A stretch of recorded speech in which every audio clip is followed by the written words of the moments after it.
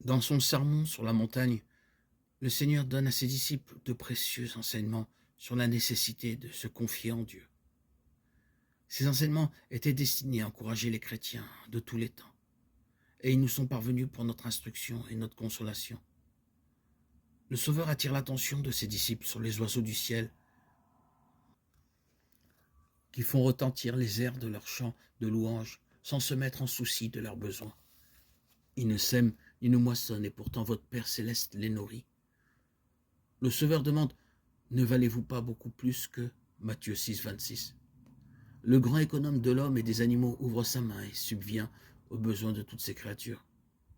Les oiseaux n'échappent pas à son attention. Il ne leur jette pas la nourriture dans le bec, mais il leur donne du grain à recueillir. À eux, le soin de réunir les matériaux de leur nid et de nourrir leurs petits. Ils se mettent au travail en chantant parce que le Père céleste les nourrit. Adorateurs spirituels et intelligents, n'avons-nous pas plus de valeur que les oiseaux du ciel? Si nous avons confiance en lui, l'auteur de notre être, le préservateur de notre vie, celui qui a mis en nous son image divine, ne subviendra-t-il pas à nos besoins? Jésus attire l'attention de ses disciples sur les fleurs des champs qui croissent à profusion et sur la beauté simple dont le Père céleste les a revêtus, en signe de son amour envers l'homme. Il disait: considérez comment croissent le lys des champs. La perfection de ces fleurs naturelles surpasse de beaucoup la splendeur de Salomon. Les plus somptueux vêtements qu'ait confectionnés l'art humain n'ont jamais pu supporter la comparaison avec la grâce naturelle et la beauté radieuse des fleurs que Dieu a créées. Jésus pose ensuite la question: si Dieu revêt ainsi l'herbe des champs qui existe aujourd'hui et qui demain sera jetée au four, ne vous vêtira-t-il pas à plus forte raison, gens de peu de foi? Matthieu 6, 30.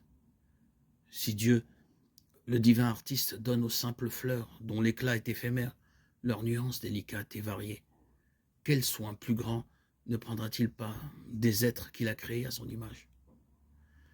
Cet enseignement de Jésus est une censure à l'adresse de ceux qui se laissent entraîner au doute par les soucis et les perplexités de la vie. Le bon plaisir du Seigneur est que tous ses fils et toutes ses filles soient heureux, paisibles, obéissants.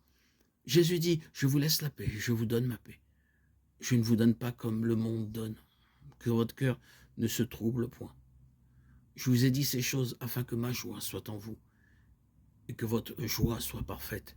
Jean 14, 27, Jean 15, 11.